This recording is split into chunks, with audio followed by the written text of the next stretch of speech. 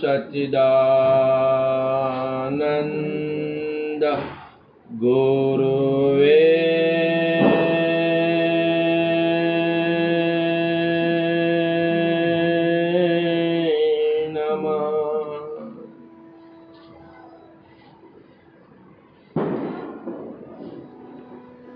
आप सर्वમાં પૂર્ણથી પૂર્ણ બિરાજમાન તે મારા સનાતન સત્ય સ્વરૂપ અદ્વૈત સ્વરૂપ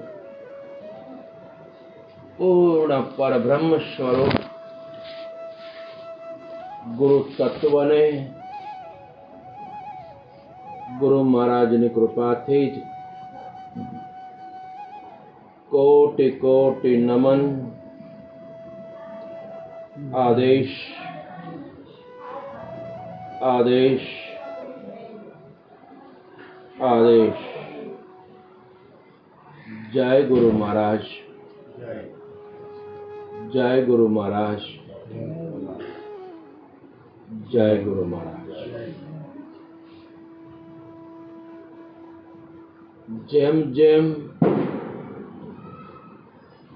परमात्माની કૃપા તો આપણા ઉપર સર્વે ઉપર એક સમાન અખંડ છે જ, પણ એ કૃપાને આપણને વિસ્મરણ થઈ ગયું છે, ભૂલાઈ ગયું છે. એ કૃપાને જાગૃત કરવા માટે કોઈ સાચા બ્રહ્મનિષ્ઠ મહાપુરુષોનો, સદગુરુનો સંગ કરવાથી, સત્સંગ સાંભળવાથી અને સત્સંગ સાંભળતા સાંભળતા આચરણ કરવાથી અને અનંત અનંત જન્મોની અવિદ્યાની પકડનો બાદ થવાથી એ પોતાની નિજાનંદ સ્વરૂપની અનુભૂતિ થાય છે. પરમાત્મા મળતા નથી, પરમાત્મા સ્વરૂપ જ છે. ખાલી જાગૃતિ થાય છે. એટલે જ્ઞાનવાન મહાપુરુષ એમ કે હું એક અદ્વૈત જ્ઞાન સ્વરૂપ આત્મા હું છું જ, બન્યો નથી, મને પ્રાપ્ત નથી થયું, છું છું. પણ ક્યારે ખબર પડી? જ્યારે સદગુરુ મળ્યા ત્યારે ખબર પડી. જ્યાં સુધી સમર્થ સદગુરુ અને સમર્થ શીલવંત શિષ્ય આ બંને સામર્થ્ય શક્તિ બંનેની એક થાય ત્યારે એક સનાતન સત્ય સતચિત આનંદ સ્વરૂપનું વાણીની પેલી પારની અખંડ અપરોક્ષાનુભૂતિ થાય. એટલે અહીંયા સદગુરુ વશિષ્ઠ મહારાજ રામને કહે છે અને એ રામના તમામ સંશયો દૂર કરવા માટે રામ એક અદ્ભુત પ્રશ્ન પૂછે છે. રામ એટલે કોણ? આપણે બધા. સદગુરુ એટલે કોણ? જે સનાતન તત્વની એક એક પળ પોતાના સ્વરૂપની જાગૃતિ છે, એની દ્રષ્ટિમાં લેશ માત્ર પણ જગતનો કોઈ પ્રભાવ નથી. આને સદગુરુ કહેવાય. જેને દેહાધ્યાસ હોય, ભેદ દ્રષ્ટિ હોય, સંશય હોય અને જગતના તમામ પ્રલોભનમાં ફસાયેલો હોય, એ ચાહે સમાજ એને ગુરુ કહેતા હોય, પણ એ સદગુરુ નથી. જેને જગતનો સદાના માટે બાદ થઈ ગયો હોય અને એની દ્રષ્ટિમાં જગતનો બાદ પણ નહોતું, એક ચિદાનંદ રૂપ શિવોહમ શિવોહમની જેની અખંડ દ્રષ્ટિ છે, આવા સદગુરુ વશિષ્ઠ મહારાજ. ને રામ પ્રશ્ન પૂછે છે કે હે મારા સમર્થ સદગુરુદેવ, તમે જે બ્રહ્મ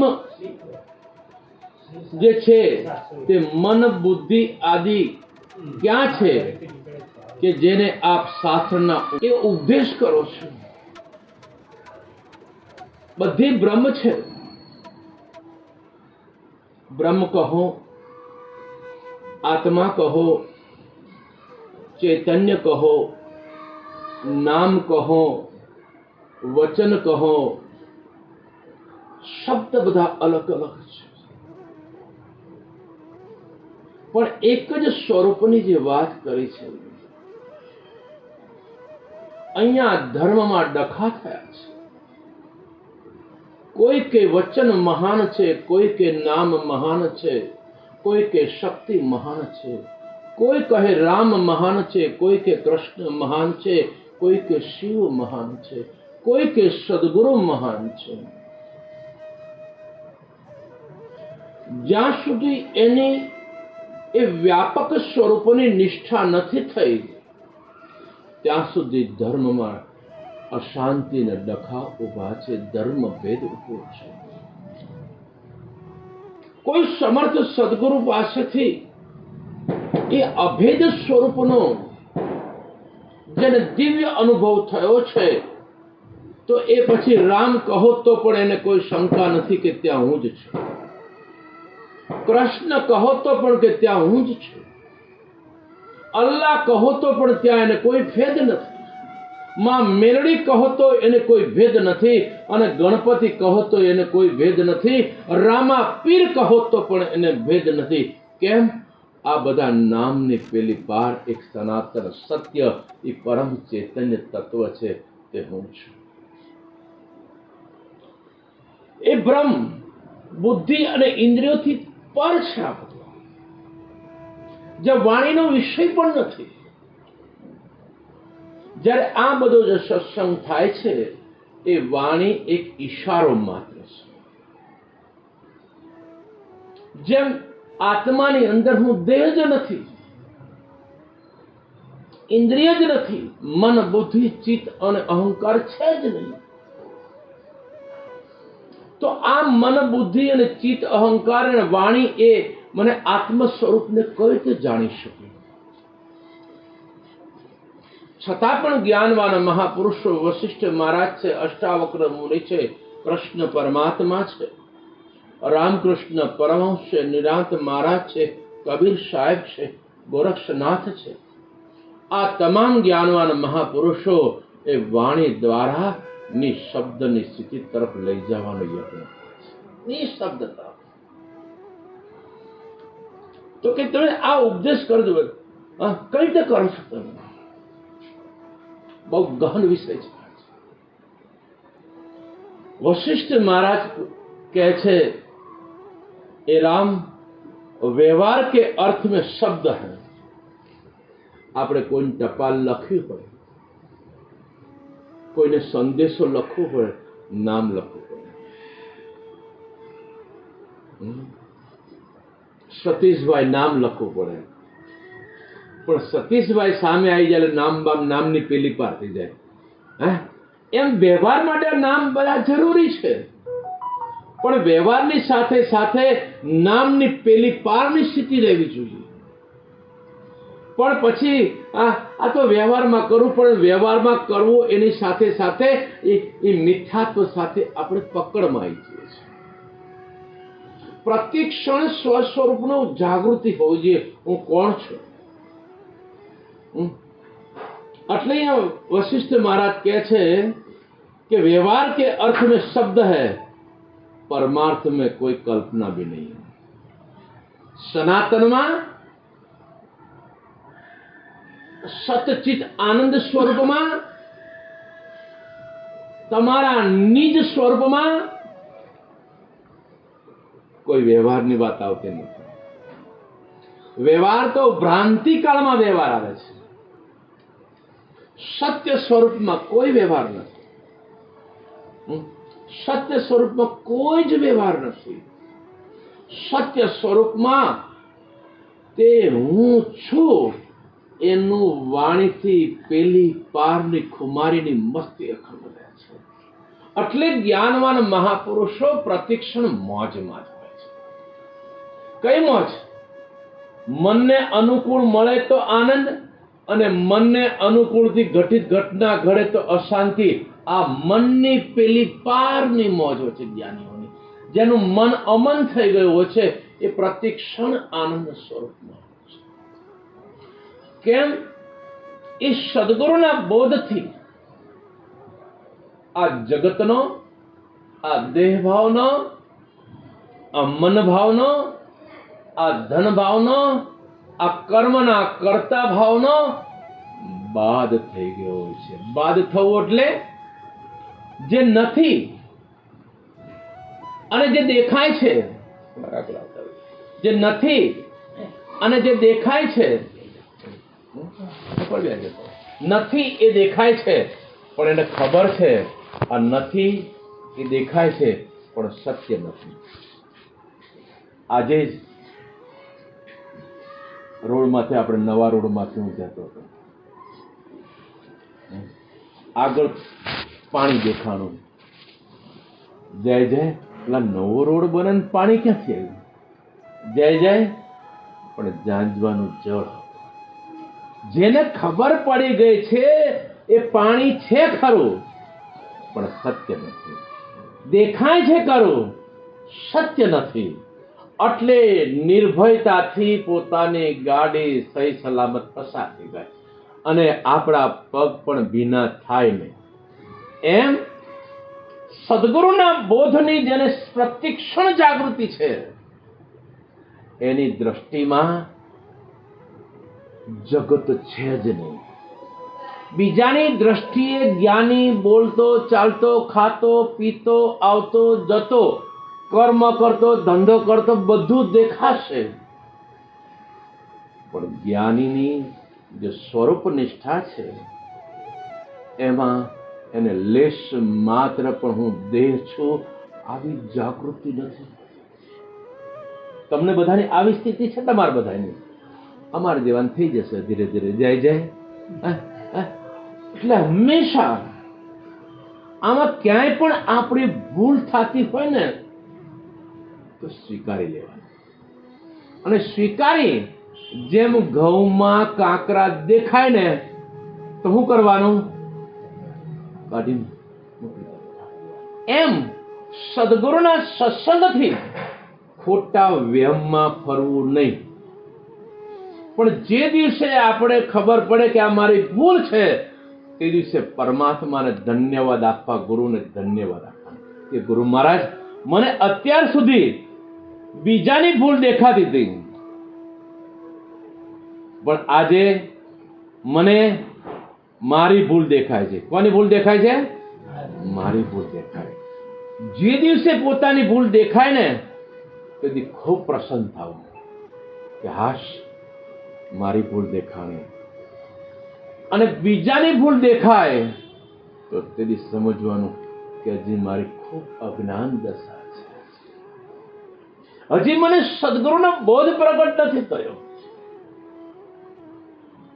જ્યારે બીજાની બધાની અંદર મહાનતા દેખાય, બીજાના ગમે એટલા દોષ આપણી નજરમાં ન આવે અને આપણી ભૂલ દેખાય તો ફટ કાઢી નાખવાની અને આપણી ભૂલ સુધારી અને વ્યાપક સ્વરૂપમાં સ્થિર થઈ જવું.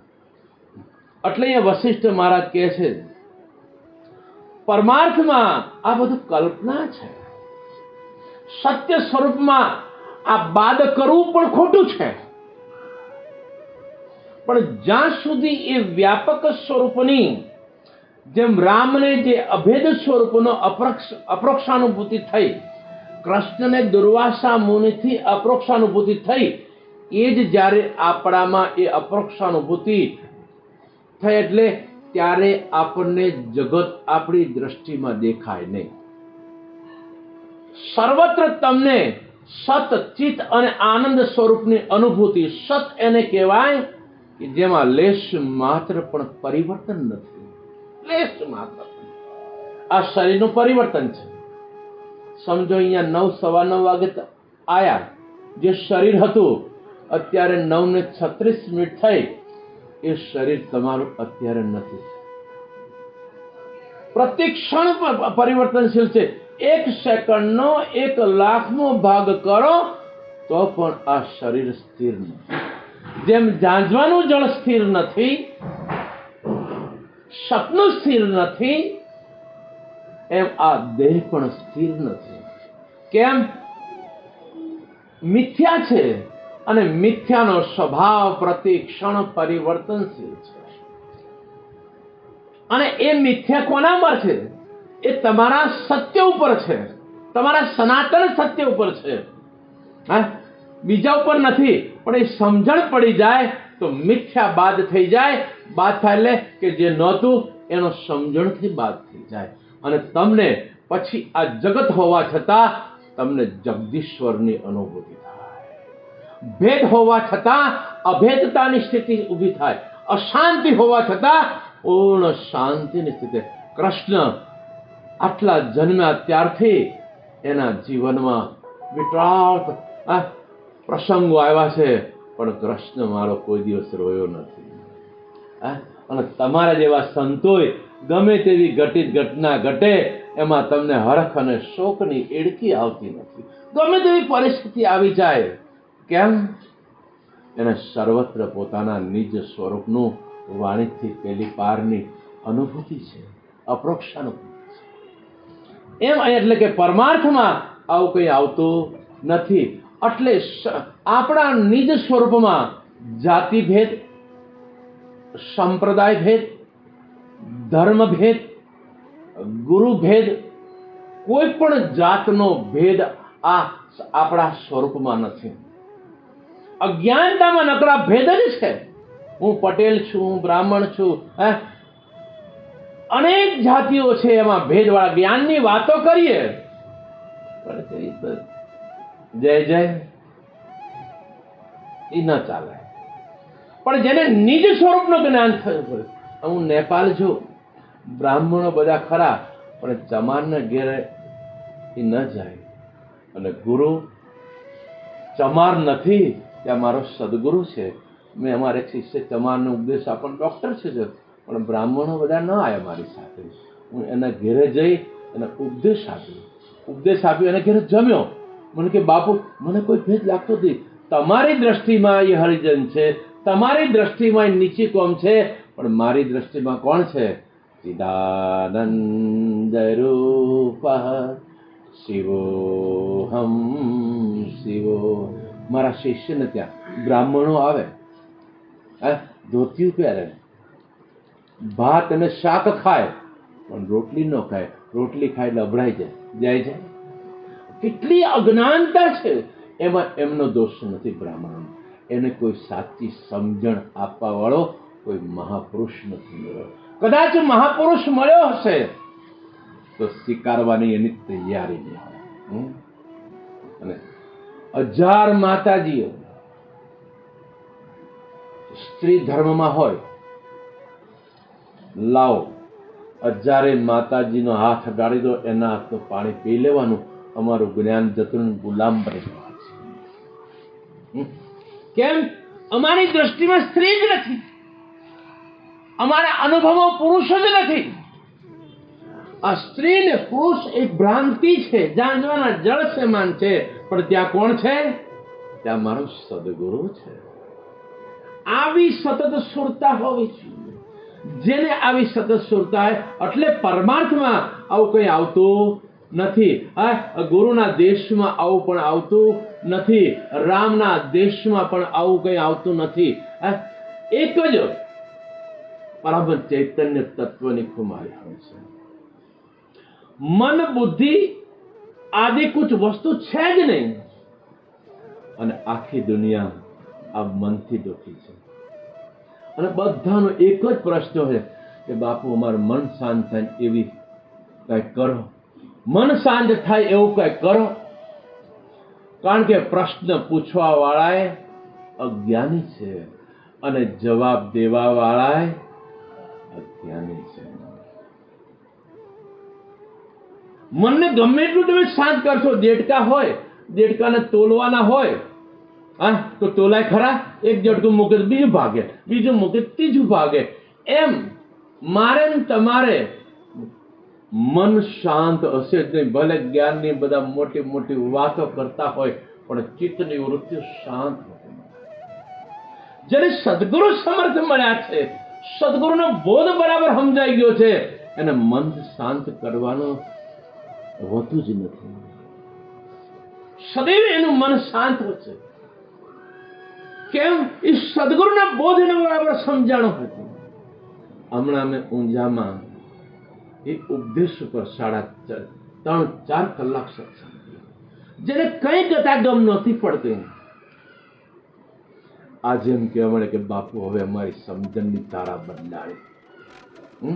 એમ ઉપદેશ લેવો એ સારું છે, પણ ઉપદેશ બરાબર સમજ્યા પછી આ બધી કોઈ પ્રક્રિયા તમારામાં બધી છોડવાની પણ પ્રક્રિયા નથી. ન કુછ છોડના है न कुछ पकड़ना है, बस अपने आप में जागृत हो जाना है. આટલો જ ઉપદેશ છે, બીજો કોઈ ઉપદેશ છે જ નહીં. પણ છતાં પણ વશિષ્ઠ મહારાજ જેવા રામને સમજાવવા માટે રોજ સત્સંગ કરે, રોજ સત્સંગ કરે, રોજ સમજાવવાનો પ્રયત્ન કરે, છતાં પણ રામને પ્રશ્ન ઉભા થાય.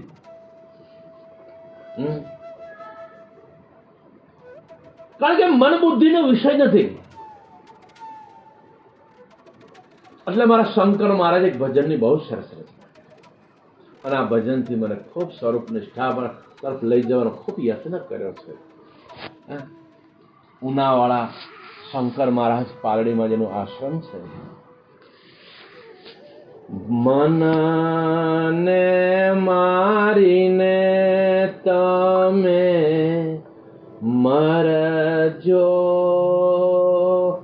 બીજું કાંઈ ન કરજો. આવે ને જાય તે માયાના ખેલજો, નિત્ય નિજાનંદમાં રહેજો, બીજું કાંઈ ન કાંઈ કરવાનું. આ શરીર, આ મન, આ બુદ્ધિ, આ બધું ઇન્દ્રિયો કામ કરવાની જ. ખાવાનું, પીવાનું, લેવાનું, દેવાનું, ઘરકામ. જો તમે કામ છોડી દો ને તો બધી માતાજી આવશે, બાપુ તમે શું કરી દીધું, હવે કામ ધંધે નથી જતા. જય જય. કોઈને ખબર ન પડે. દેહ હોવા છતાં વિદેહ સ્થિતિ થઈ જાય, મન હોવા છતાં અમન સ્થિતિ થઈ જાય. આ સદગુરુનો બોધ છે. છૂટ્યા પછી એવું કેવું નહીં કે મેં છોડ્યું. સપનામાંથી જાગ્યા પછી એમ કે નહીં કે મેં પત્નીનો ત્યાગ કર્યો, પતિનો ત્યાગ કર્યો, માલ મિલકતનો ત્યાગ કર્યો. એમ જ કે જાગીને જોઉં તો જગત દિશે.